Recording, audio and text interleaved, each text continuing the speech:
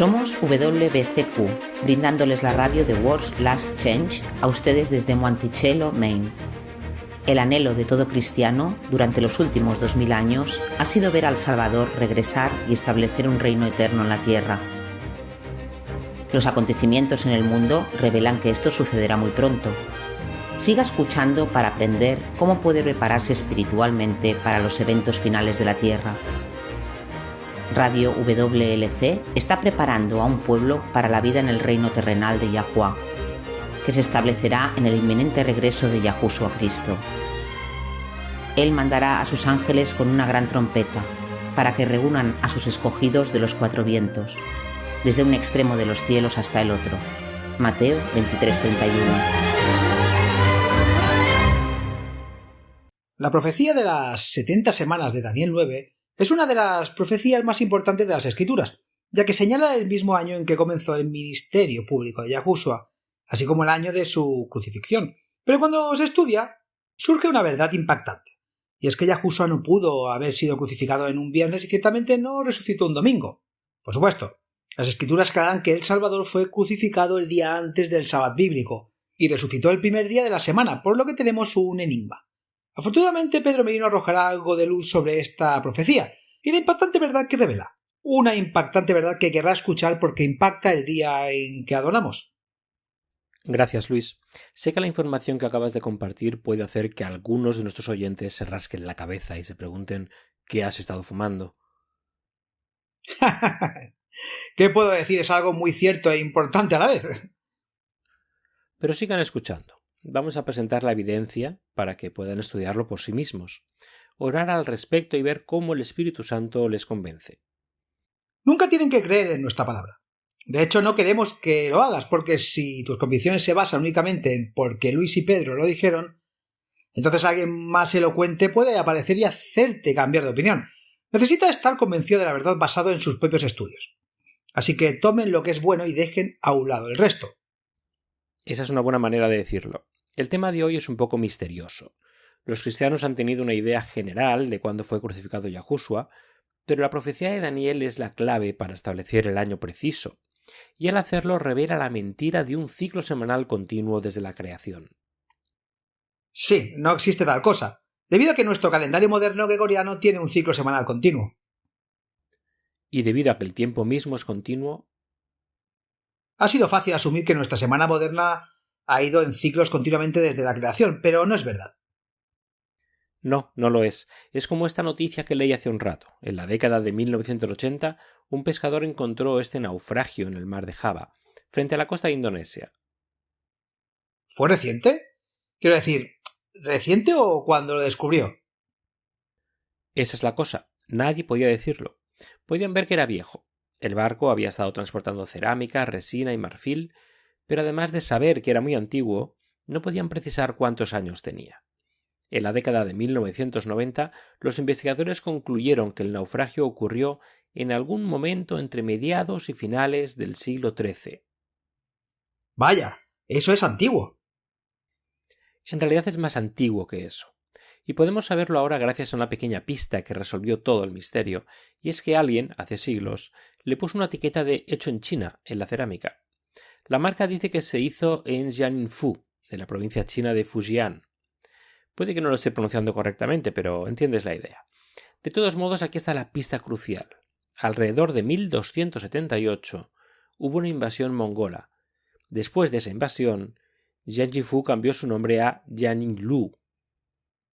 Entonces, obviamente, el naufragio debió haber ocurrido antes del cambio de nombre. Así es. Esa pequeña pista desentrañó un misterio de 40 años, estableciendo un momento más preciso de cuándo ocurrió el naufragio. Y así es como veo la profecía de las 70 semanas de Daniel 9. Contiene la clave para desentrañar el misterio de cuándo Cristo fue crucificado precisamente. Y esa información, a su vez, revela una verdad perdida para los creyentes hace 1700 años, la cual es el verdadero día de la crucifixión de Yahushua, el verdadero día del Sabbat bíblico y el verdadero día de la resurrección. Entonces empecemos en Daniel 9, versículos 24 al 27. 70 semanas están determinadas por tu pueblo y por tu santa ciudad, para acabar con la transgresión, para poner fin a los pecados, para hacer expiación por la iniquidad, para traer la justicia eterna, para sellar la visión y la profecía, y para ungir al Santísimo.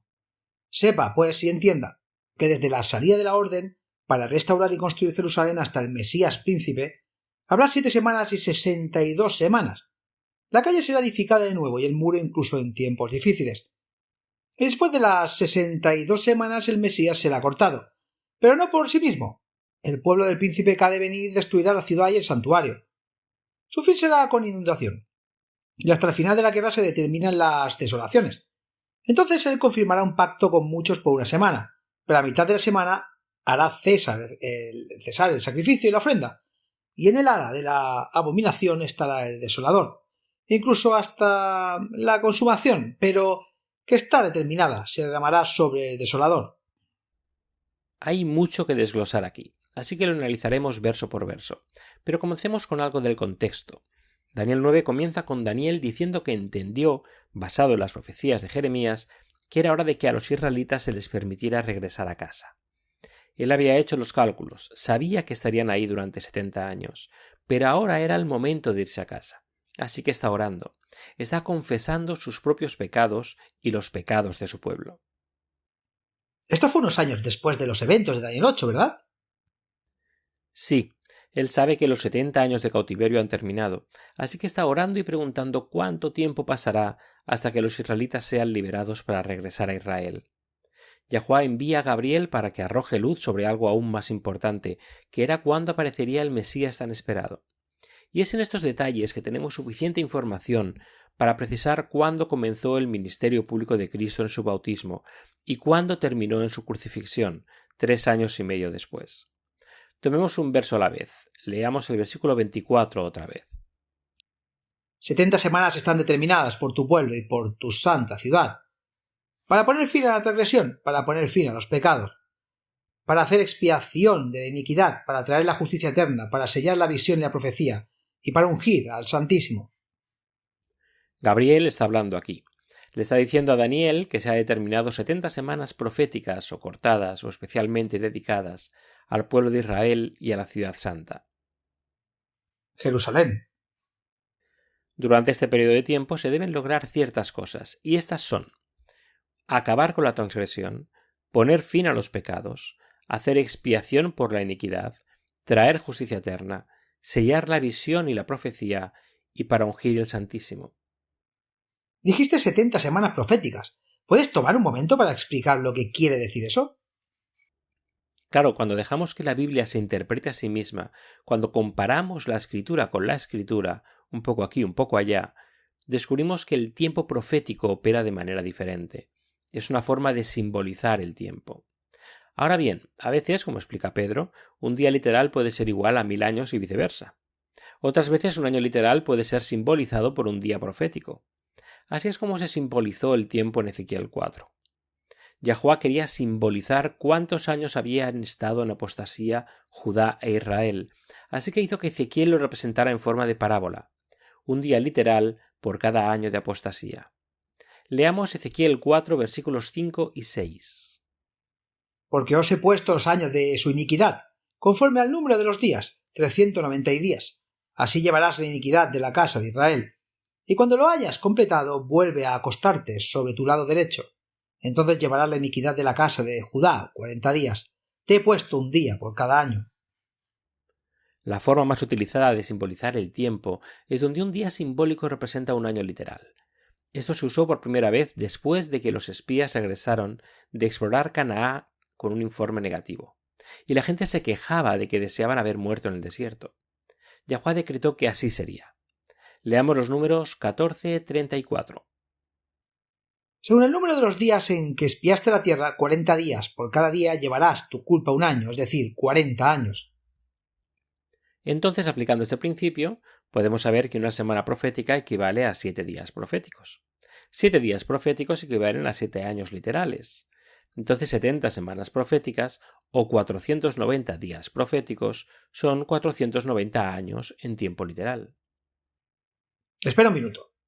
¿Cómo sabes que son 490 años en tiempo literal? ¿Por qué no podrían ser 490 días o 490.000 años? ¿Cómo sabes cuál usar? Porque las escrituras usan las tres. El contexto. Pruebas con los tres y el que tiene sentido lógico es el que usas. Bien, continuando, leamos el versículo 25 de nuevo. Gabriel nos va a dar el punto de partida de la profecía. Sepan pues y entiendan que desde la salida de la orden para restaurar y construir Jerusalén hasta el Mesías príncipe habrá 7 semanas y 62 semanas. La calle será edificada de nuevo y el muro incluso en tiempos difíciles. Con el punto de partida, que es desde la salida de la orden para restaurar y edificar Jerusalén, podemos contar 69 semanas hasta el comienzo del ministerio público del Salvador. ¿De dónde sacan las 69 semanas? Las 7 semanas y las 62 semanas, 62 más 7 igual a 69, o 483 años literales. Ahora bien, en realidad hubo 4 eventos diferentes que se ajustan al mandamiento de restaurar y edificar Jerusalén. Te daré los versículos de la Biblia para cada uno si quieres anotarlo, pero no nos vamos a tomar el tiempo de leerlos. El primero fue el decreto de Ciro para reconstruir la casa de Yahuwah. Puedes leerlo en Esdras 1, versículos 1 al 4. Esto sucedió en el 56. El trabajo se vio obstaculizado más tarde, por lo que en el 519 Darío decretó que el trabajo debía continuar. Puedes leer sobre esto en Esdras 6. Los 2 últimos decretos fueron el decreto de Artajerjes, en el 457 a.C. Se habla de él en Esdras 7, y la comisión de Nehemías de Artajerjes en 444 a.C. Eso se discute en Nehemías 2. Ahora, 3 de estos pueden descartarse fácilmente por no ajustarse a los parámetros de tiempo. Y estos son los decretos primero, segundo y cuarto. Porque el primero no encaja. Creo que tendría más sentido que la profecía se refiriera al primer decreto para restaurar y construir. ¿Por qué el tercero? ¿Por qué no el primero? Bueno, recuerda que esta profecía apunta a la venida del Mesías el Príncipe, por eso ninguno de los 2 primeros encaja. Cuentas 483 años desde 536 o 519 y no llega Yahushua, entonces esos no encajan. El último, cuando Artajerjes le dio permiso a Nehemías para viajar a Jerusalén, fue simplemente eso. El rey concedió un favor personal a su copero. Por un tiempo específico, no hubo decreto real. Y si no recuerdo mal, cuando Nehemías llegó a Jerusalén, descubrió que la gente ya había construido una gran parte de la ciudad. Solo les ayudó a terminar las paredes y lo hizo en menos de 2 meses. Así es. Entonces el único que se ajusta a todos los parámetros es el decreto de 457 a.C., cual fue un decreto real y en realidad alcanza la vida de Yahushua. Ese fue el decreto de Artajerjes a Ezra, ¿no? Sí. Leamos Esdras 7, versículos 12 y 13.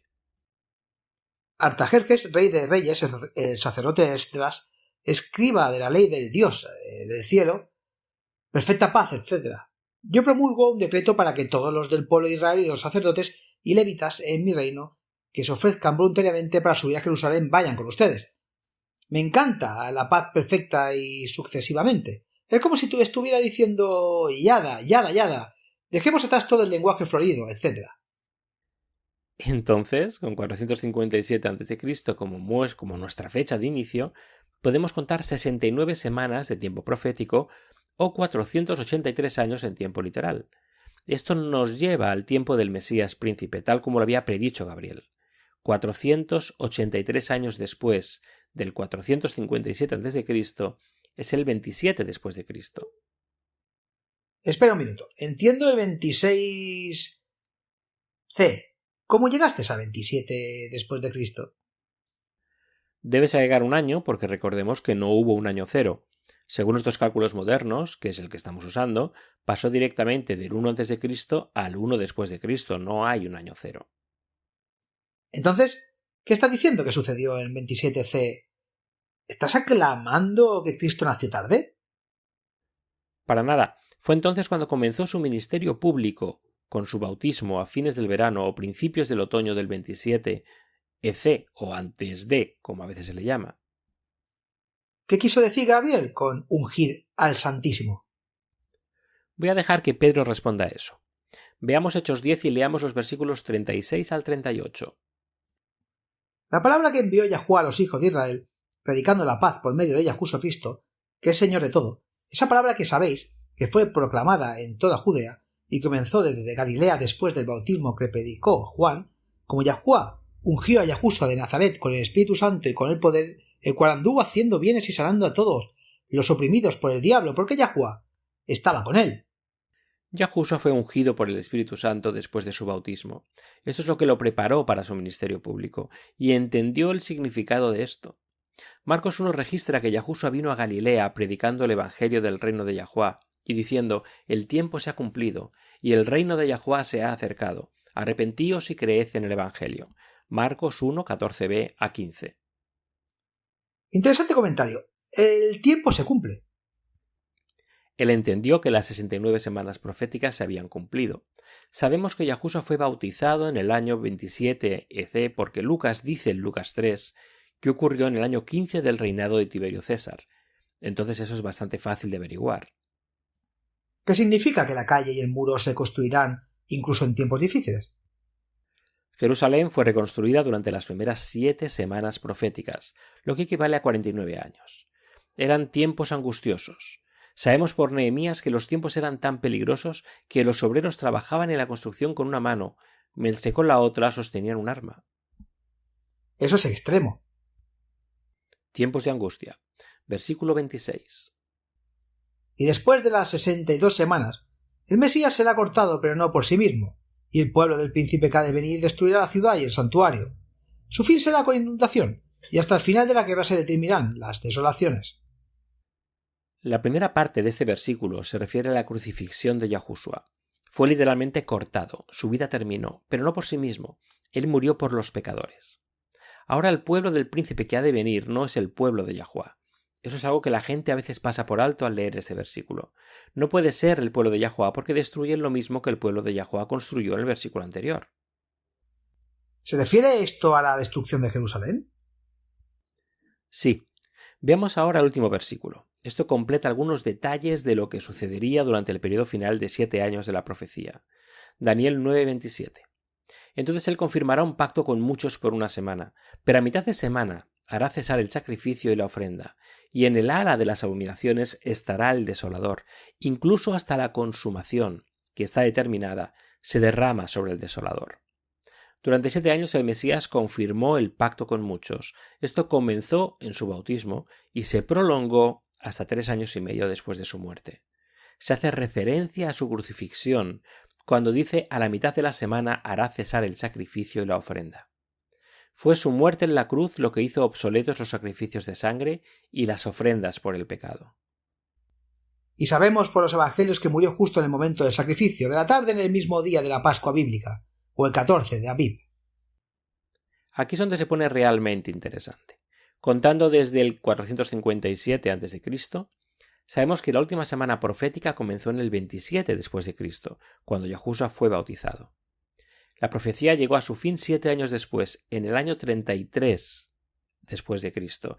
Eso coloca la mitad de la semana, la crucifixión de Cristo, en la Pascua o el Pesach del año 31 después de Cristo.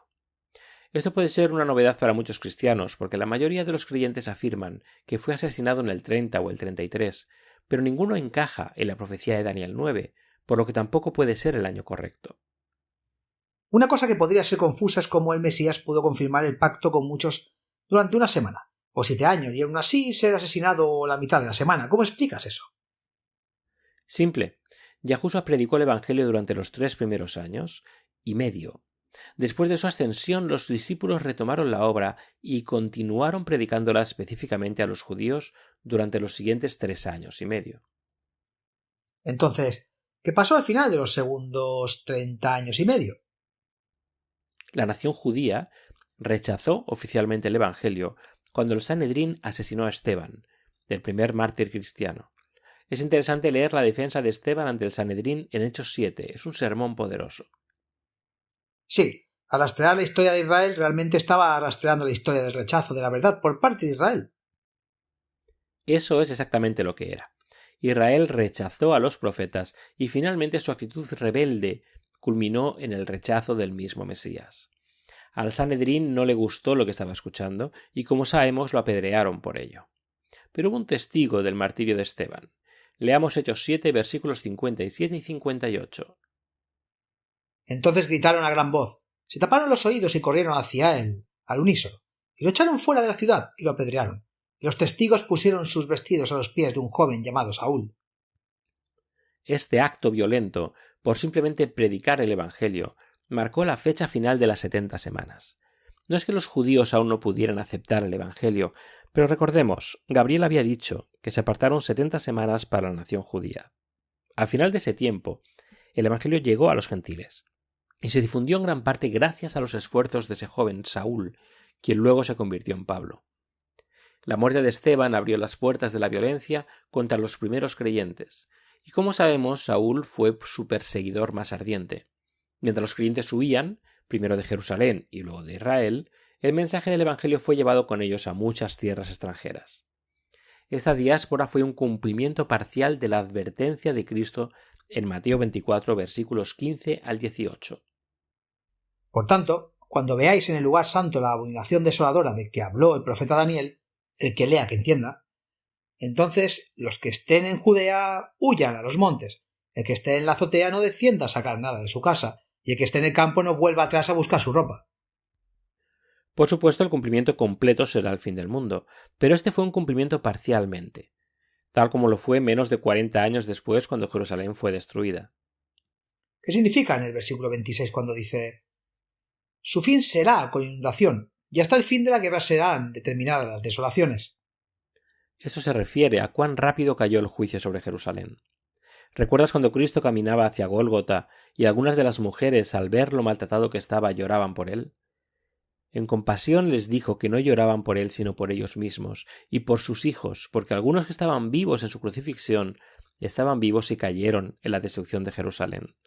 La frase «y hasta el fin de la guerra se determinarán las desolaciones» también revela que desde que Jerusalén fue destruida hasta el fin, cuando Yahushua regrese para establecer el reino de Yahuwah, la tierra de Israel no conocerá la paz. Algunas de las frases son un poco difíciles de entender. Bueno, hagamos una revisión rápida. Continuemos con esos versículos que encontramos confusos y recapitulemos a qué se refieren. Eso sería genial. Y termina con la transgresión. Una vez más, esto se refiere a la nación israelita en su conjunto. Es su última oportunidad de dejar de rebelarse contra el cielo y arrepentirse, aceptando a los mensajeros del cielo que se les envió. Por supuesto, el Mesías fue el enviado principal a quien también rechazaron. ¿Qué sigue? Acabar con los pecados. Nuevamente, como terminar con la transgresión, esta frase se refiere a la última oportunidad de arrepentimiento de la nación judía. El arrepentimiento, por supuesto, implica que dejes de hacer lo que sea y que ahora te arrepientas. Pero no solo la nación judía en su conjunto no se arrepintió de haber rechazado a los mensajeros de Yahuwah, sino que en realidad asesinaron a Yahushua. Poner fin a los pecados también se refiere a la victoria de Yahushua sobre el pecado. ¿Hacer expiación de iniquidad? Eso suena como si también se estuviera refiriendo a la muerte de Yahushua. Así es, él nos reconcilió con Yahuwah mediante su muerte en la cruz, y eso a su vez trajo justicia eterna. Eso está disponible para todos los que creen a través de la fe en su sacrificio. ¿Qué significa sellar la visión y la profecía? Eso está hablando del perfecto cumplimiento absoluto de la profecía. Hasta el último detalle todo se cumplió, fue terminado. Todo lo que Gabriel había vaticinado se cumplió hasta el más mínimo detalle. Fue en este punto que el Evangelio fue llevado a los gentiles.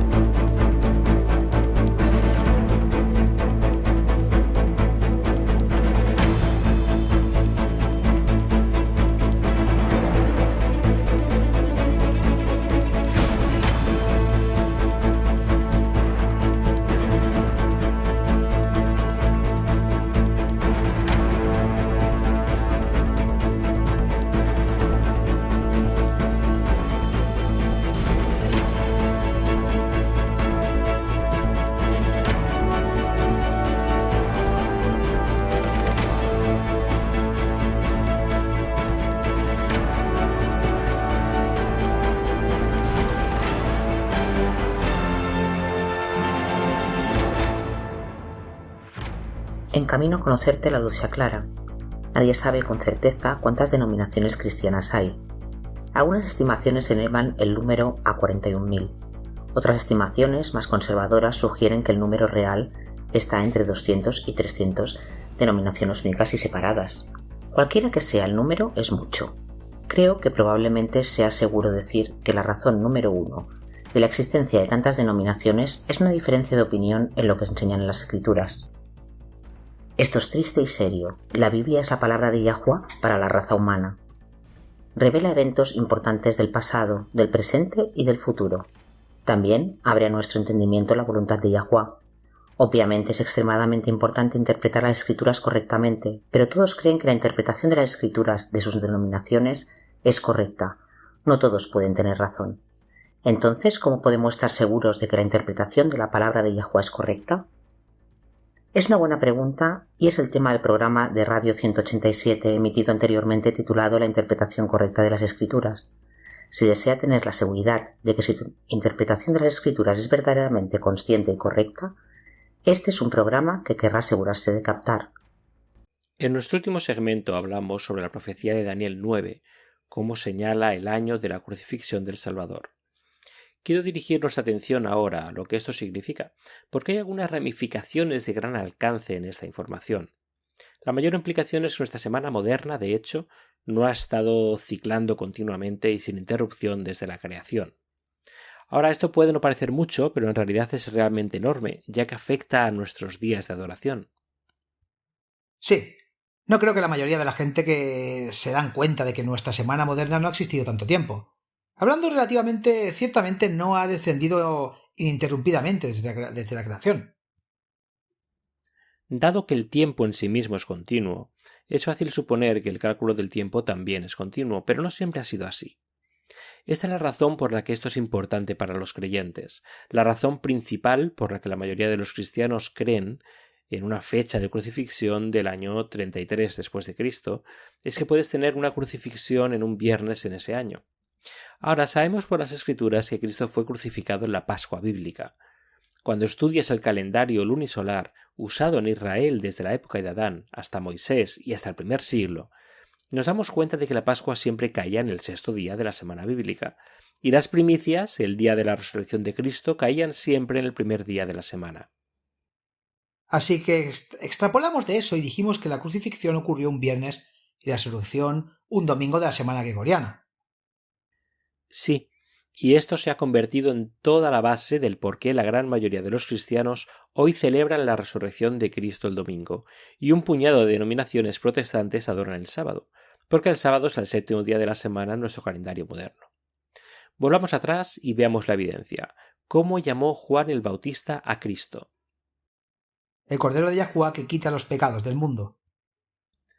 Así como la sangre de corderos y machos cabríos fue pintada en los postes de las puertas de Egipto para que el ángel de la muerte pasara por encima de las casas de los israelitas, así la sangre del Cordero de Yahuwah nos permite ser pasados por alto, cuando aceptamos el sacrificio de Cristo en nuestro favor mediante la fe. Vayamos a Levítico 23, versículos 1 y 2. Aquí Yahuwah le está explicando a Moisés cuáles son sus días santos.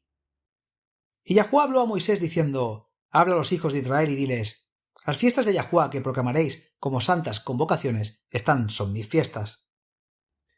En el versículo 3, la primera fiesta mencionada es la fiesta semanal del Sabbat del séptimo día.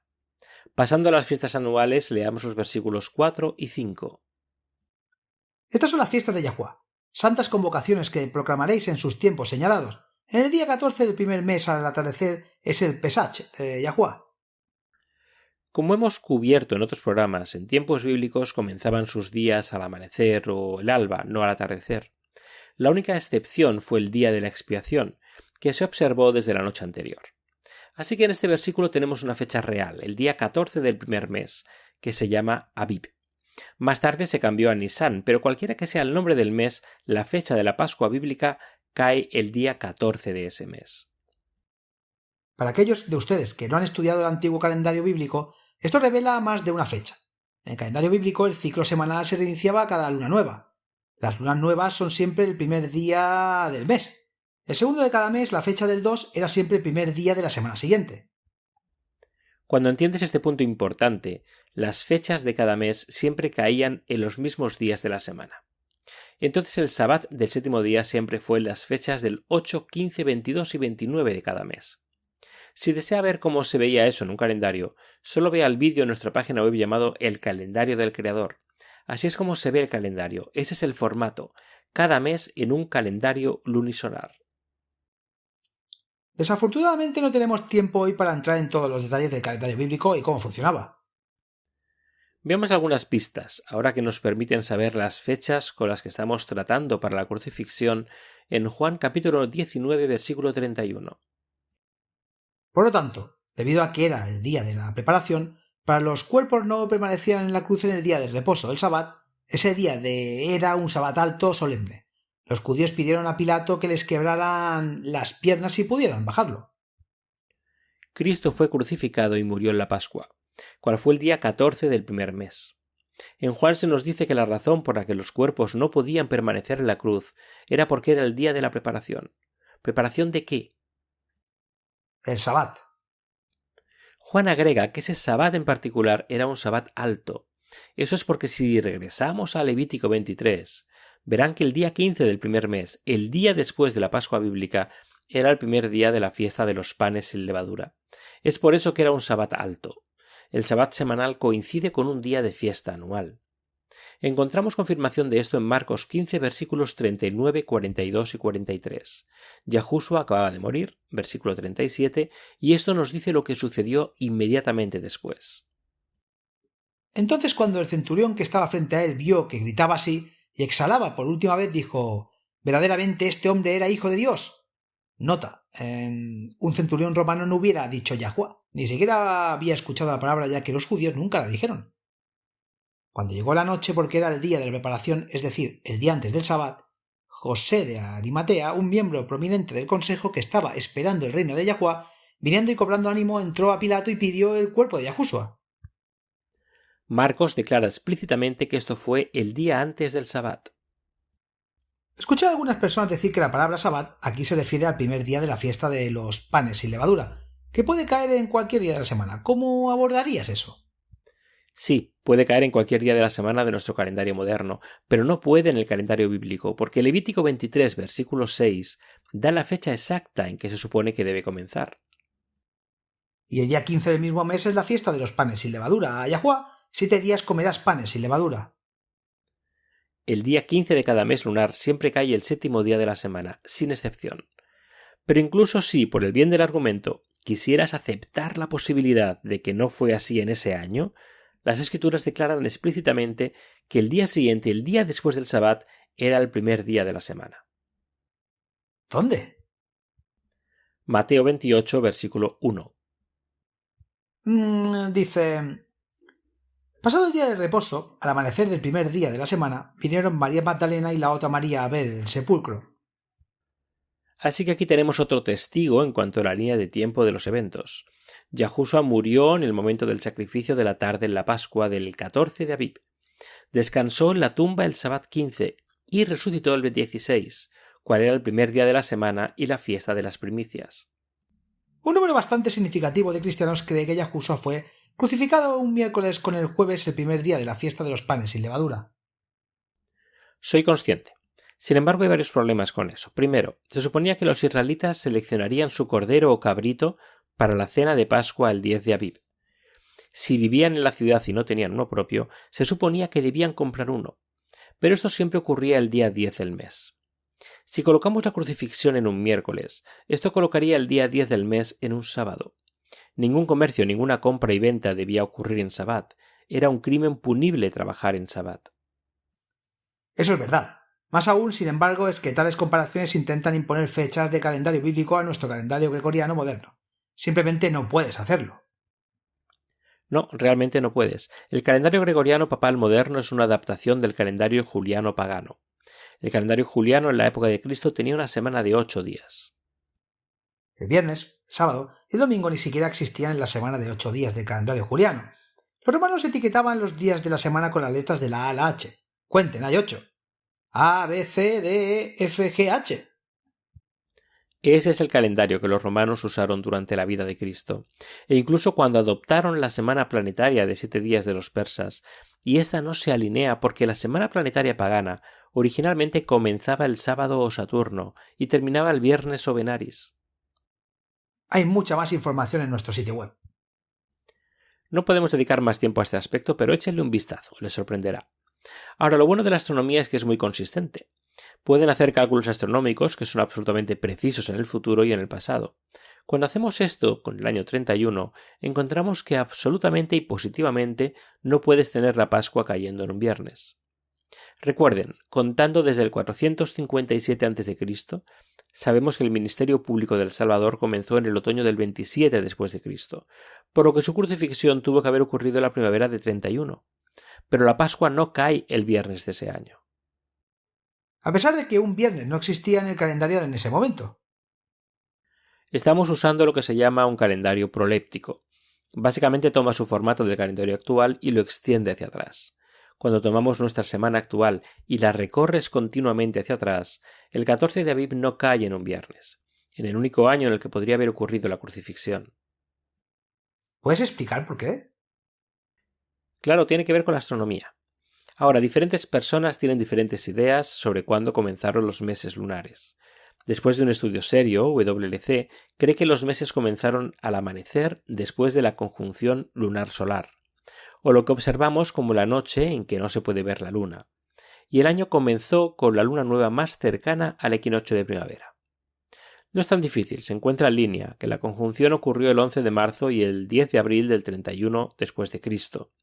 Esto significa que el día de la luna nueva, o el primer día del mes, había caído el 12 de marzo y el 11 de abril del mes siguiente. Ahora tenemos un problema. Cuando cuentas 14 días desde el 12 de marzo o el 11 de abril, no llegas a un viernes. En cambio, si el 12 de marzo fue el primer del mes lunar, y creemos que lo fue, entonces el 14, la Pascua, hubiese caído en el 25 de marzo, que fue un domingo. Si cree que el año comenzó en la primera luna nueva después del equinoccio de primavera, no encaja, porque contar 14 días desde el 11 de abril le lleva al 24 de abril. Cuando ciclas hacia atrás de nuestra semana moderna, eso hubiera sido un martes. Puedes hacer los mismos cálculos usando la primera media luna visible o incluso la media luna con cuernos, y cada vez nunca llegarías a la Pascua en un viernes, en el único año en el que pudo haber ocurrido la crucifixión. Nutrición para la mente y conciencia. ¿Sabes cuándo regresará Cristo? Bueno, obviamente no es el día ni la hora, pero ¿sabes cuándo regresará en relación con el milenio? Algunos cristianos creen que habrá 1000 años de prosperidad antes del regreso de Yahushua, y que durante ese periodo de tiempo el cristianismo ganará ascendencia y muchas personas se convertirán. Solo después de estos 1000 años, durante los cuales los creyentes establecieron el reino de Yahuwah, regresará al Salvador. Esto se llama posmilenarismo. Otros creen en el premilenarismo. Creen que Cristo mismo establecerá el reino de Yahuwah cuando regrese, después de lo cual Él y los santos reinarán desde Jerusalén por 1000 años. Seguir las reglas bíblicas de interpretación cuidadosas y precisas lo llevará a la respuesta correcta de cuándo regresará al Salvador. Si desea obtener más información, busque el programa 188 de radio emitido anteriormente titulado Premilenialismo o Postmilenialismo. ¿Cuál es la gran diferencia? Es importante saber la verdad porque creer en el error puede ser peligroso.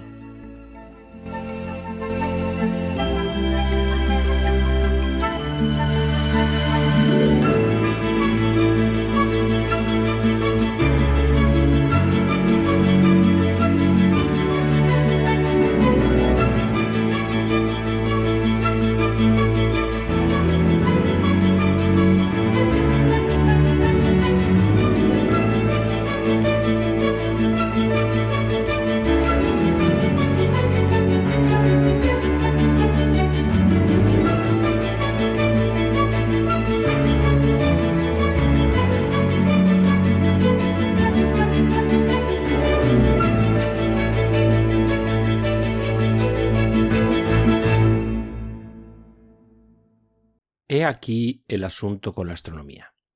Es tan confiable, tan consistente y tan precisa que los astrónomos pueden incluso saber cuánto tiempo lleva volver a la Luna después de la conjunción en cualquier época del año. La conjunción, por supuesto, cuando el Sol y la Luna están alineados. No se puede ver desde la Tierra. La Luna sale un poco más tarde cada noche. Así es como vemos que se hace más grande hasta la luna llena, y luego se vuelve más pequeña hasta la próxima luna negra o conjunción. Ahora, para forzar un viernes en el día de la crucifixión en el año 31, tendrías que aceptar que la primera media luna visible durante 5 meses seguidos fue muy tarde. Apareció después de las 53,25 horas. Luego el próximo mes a las 65,5 horas. El próximo a las 76,5 horas. Luego 62,5 horas y finalmente a las 47,75 horas. ¿76,5 horas? Eso es más de 3 días. Y los astrónomos sabían que para esa época del año la luna nunca llega tan tarde. Por lo general, la primera media luna visible se ve entre 17 y 23 horas después de la conjunción, y a las últimas 42 horas después de la conjunción. Aún muy por debajo de las 47 horas y 3/4 después de la conjunción. Los cálculos simplemente no encajan. El viernes no solo no existía en la semana de 8 días del calendario juliano temprano, sino que no coincide con la fecha de la Pascua bíblica en el 14 de Abib del calendario bíblico utilizado por los israelitas. Es por eso, durante siglos, los eruditos han rechazado el año 31 como el año en que Cristo fue crucificado. Sabían que no se puede tener una crucifixión en un viernes en ese año. Simplemente no sabían que el ciclo semanal moderno no se alinearía con el ciclo semanal bíblico hoy. El señor Isaac Newton, matemático, astrónomo, físico y teólogo de finales del siglo XVII, fue solo uno de ellos. Aquí tengo una cita que me gustaría leer de un artículo titulado Fecha de Newton para la crucifixión. Es de J. P. Pratt y se publicó en una revista trimestral llamada Sociedad Royal Astronomical, Quarterly Journal of the Royal Astronomical Society, en septiembre de 1991. Veamos qué dice. El Newton excluyó así los años 31, 32 y 35 después de Cristo, porque el 14 de Nisan o Abib no pudo haber sido un viernes, lo cual ha sido confirmado por todos los investigadores modernos. Entonces, ese es el problema. Daniel 9 señala el año 31 como el único año en el que el Salvador pudo haber sido crucificado. Los evangelios confirman que la crucifixión tuvo lugar en la Pascua, que siempre fue el día 14 del mes lunar. Ahora no podemos afirmar que los israelitas estaban usando el calendario juliano de sus amos romanos. No habrían hecho eso. ¿Cómo podrías tener un día de reposo del séptimo día, el último día de la semana en una semana de 8 días? La única conclusión razonable que se puede sacar es que los israelitas de la época de Cristo aún usaban el calendario lunisolar de la creación, el calendario que fue confirmado por Moisés en el momento del Éxodo. Bueno, también lo confirma el hecho de que los evangelios usaban fechas y términos del calendario lunisolar, refiriéndose al día de preparación y a la Pascua. La Pascua solo puede calcularse usando el antiguo calendario lunisolar.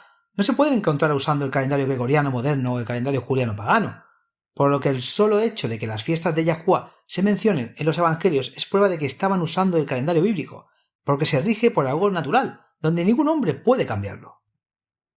No puedes seguir la cadena de evidencia hasta su conclusión lógica y aún así insistir en una crucifixión de un viernes. Simplemente no funciona.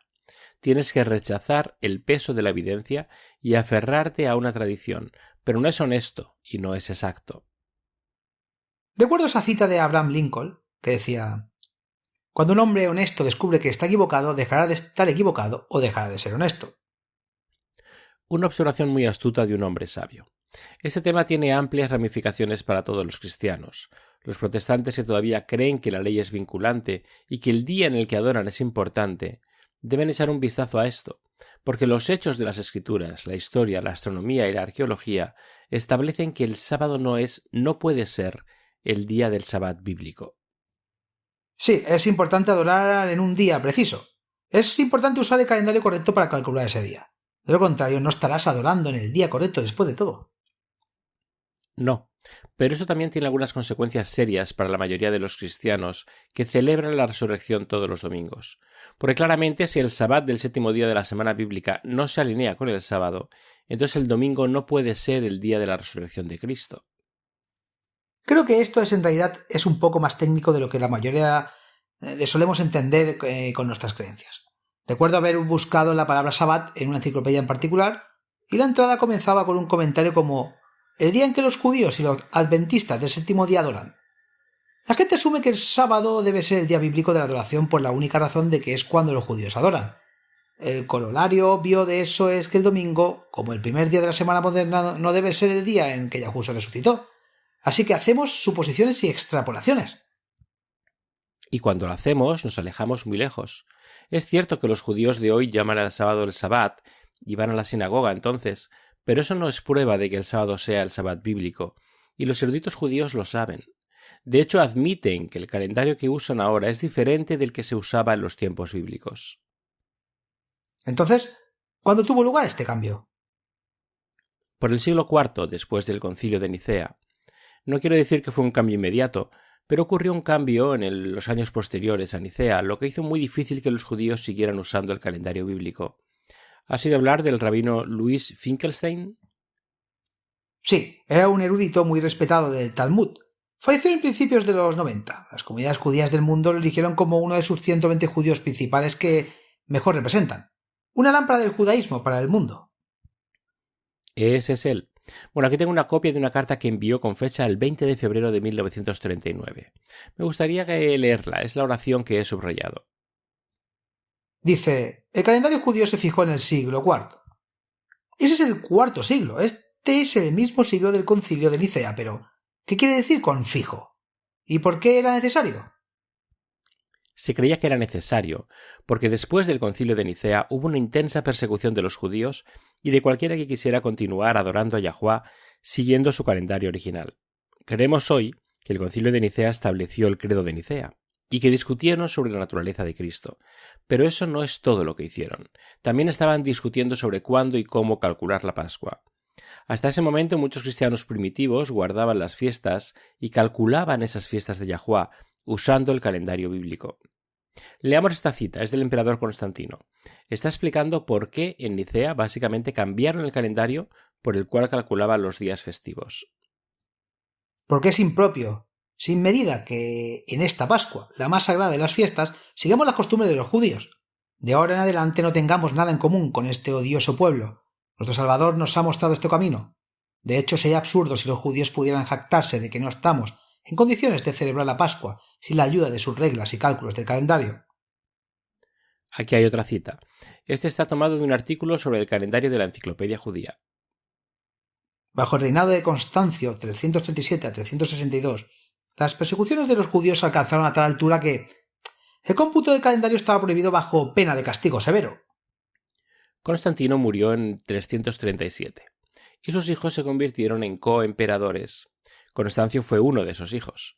Esta cita está tomada del volumen 2 de la Historia de los Judíos por Heinrich Grech. En el Concilio de Nicea se rompió el último hilo que conectaba el cristianismo con su origen. La festividad de la Pascua se había celebrado hasta ahora en su mayor parte al mismo tiempo que la Pascua judía, y de hecho los días calculados y fijados por el Sinedrión en Judea para su celebración, pero en el futuro su observancia sería totalmente independiente del calendario judío. Los eruditos judíos saben que el calendario moderno no se alinea con el calendario bíblico. Leamos esto, es de la Enciclopedia Judía Universal. La luna nueva es aún, y el Sabbat originalmente era dependiente del ciclo lunar. Originalmente la luna nueva se celebra de la misma manera que el Sabbat. Gradualmente se volvió menos importante mientras que el sábado se convirtió más y más en un día de religión y humanitario, meditación e instrucción religiosa de paz y deleite del alma. Entonces, poco después de Nicea, cuando los romanos perseguían a los judíos con tanta dureza, Girel II, el último presidente del Sanedrín, decidió arreglar el calendario. A partir de la evidencia disponible, esto permitió a los judíos comenzar a observar el Sabbat semanal en un ciclo semanal continuo, mientras conservaban los cálculos lunisolares para las fiestas anuales. Lo hizo en el 359.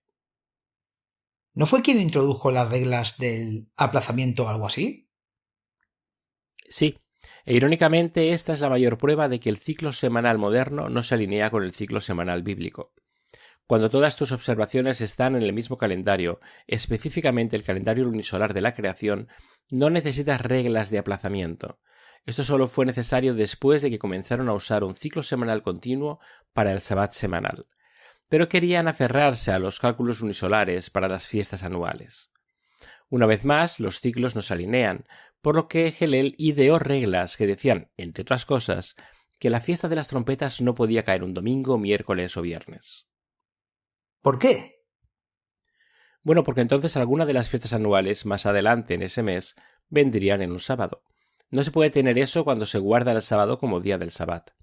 Entonces, si sucediera, simplemente lo pospondría por un día. Ese es el tipo de cosas que hizo. Y en realidad fue bastante brillante. Permitió a los judíos mezclarse más con la sociedad romana. Aún podían guardar sus fiestas anuales, pero cambiaron su observancia del sabbat semanal al ciclo semanal continuo del calendario juliano. Y eso es lo que todavía están haciendo hoy con el calendario gregoriano. Entonces, el hecho de que los judíos adoren el sábado no es prueba de que sea el sabbat bíblico. O que el domingo es el día de la resurrección de Cristo. No lo es. Leamos una cita más. Esto es en realidad de un sitio web judío llamado torah.org. Es de un artículo llamado El calendario judío, subtítulo Cambiando el calendario. Declarar el mes nuevo para la observación de la luna nueva y el año nuevo por la llegada de la primavera solo puede hacerlo el Sanedrín. En la época de Gilei II, los romanos prohibieron esta práctica. Por lo tanto, Gilei I se vio obligado a instituir su calendario fijo, dando así la aprobación anticipada del Sanedrín a los calendarios de todos los años futuros. Los hechos de la historia y la arqueología establecen que nuestra semana moderna no ha ciclado continuamente y sin interrupción desde la creación. Los hechos de las Escrituras establecen el 31 después de Cristo como el único año para la crucifixión, y los hechos de la astronomía establecen el día preciso que ocurrió, probando por siempre que el sábado no es el sabbat de la Escritura, ni el domingo el día de la resurrección de Yahushua. Si la verdad es importante para usted, y creo que lo es, o no estaría escuchando este programa, ahora tienen que tomar una decisión. ¿Van a dejar de ser honestos o van a dejar de equivocarse?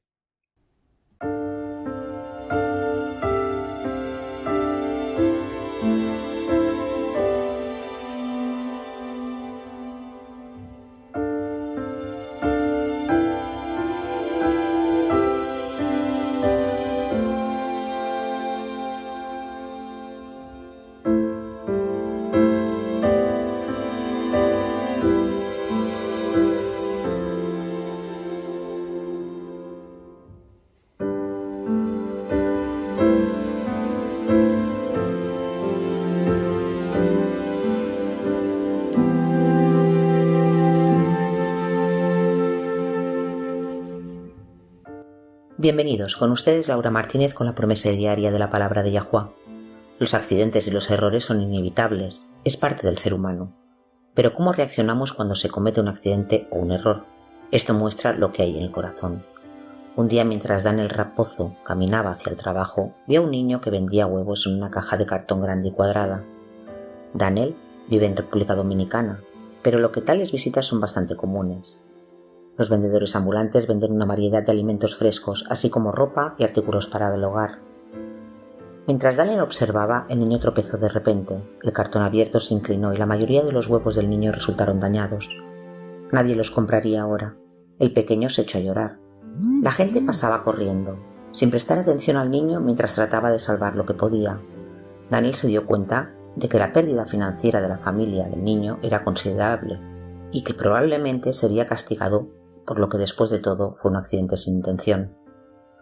Daniel caminó hacia el niño, se inclinó y lo ayudó a separar los huevos dañados de las pocas cáscaras intactas que quedaban. Rápidamente contó cuántos huevos podía contener el cartón. Le preguntó al niño cuál era el precio por su cartón completo y le pagó el precio completo, como si se hubieran vendido todos los huevos. No sé qué dijo el chico, pero puedo garantizarte que recordará el acto de bondad de Daniel por el resto de su vida. La bondad atrae los corazones, y no hay nadie más bondadoso que nuestro Padre Celestial.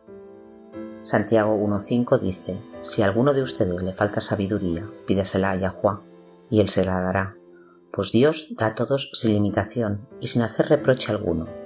Pero tiene que pedir con fe, sin dudar nada, porque el que duda es como una ola del mar, que el viento lleva de un lado a otro. Quien es así, no crea que va a recibir nada de Yahuwah, porque hoy piensa una cosa y mañana otra, y no es constante en su conducta. Cuando mis hijos eran pequeños, habían dos cosas por las que nunca regañaba, ni los castigaba: los accidentes y los errores honestos. Oye, Se me cae un cuenco o un plato de vez en cuando, nunca es a propósito. Por eso es un accidente. No quiero que me regañen por algo que fue un accidente, así que nunca regañaba ni castigaba a mis hijos por accidentes. Igualmente con los errores. Todos los hacemos, hay una diferencia entre un error honesto y un acto intencionadamente incorrecto. Así como queremos que los demás sean amables y comprensivos cuando cometemos errores, debemos extender esa misma gracia a los demás cuando cometen errores. La gracia es un favor inmerecido. Es amabilidad cuando no la merecemos. Es paciencia y comprensión en lugar de regañar y criticar. Alabado sea Yahuwá. Servimos a un Dios que está lleno de gracia, bondad y amor hacia nosotros.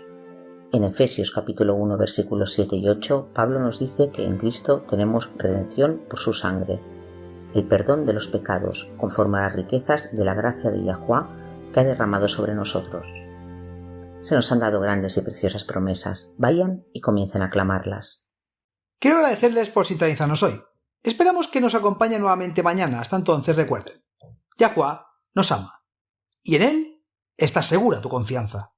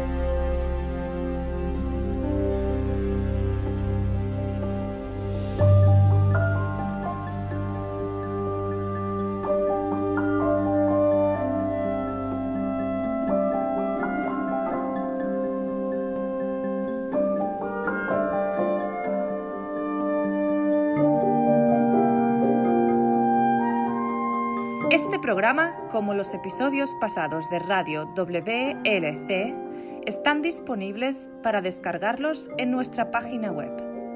Son estupendos para compartir con amistades y estudios bíblicos. También es un maravilloso apoyo para aquellos que dan su adoración a Yahuwá solos o en casa. Si desea escuchar los programas de Radio WLC, visite nuestra página web en worldslastchance.com/español. Haga clic en el icono Radio WLC, parte superior a la izquierda de la página principal. Esto le permitirá hacer descargas de los episodios en su idioma preferido. También están los artículos y los vídeos disponibles en una variedad de idiomas. Acompáñenos otra vez mañana para otro mensaje lleno de verdades en WBCQ, en 9330 kHz, en la banda de 31 metros. La radio de WLC prepara a un pueblo para el pronto retorno del Salvador.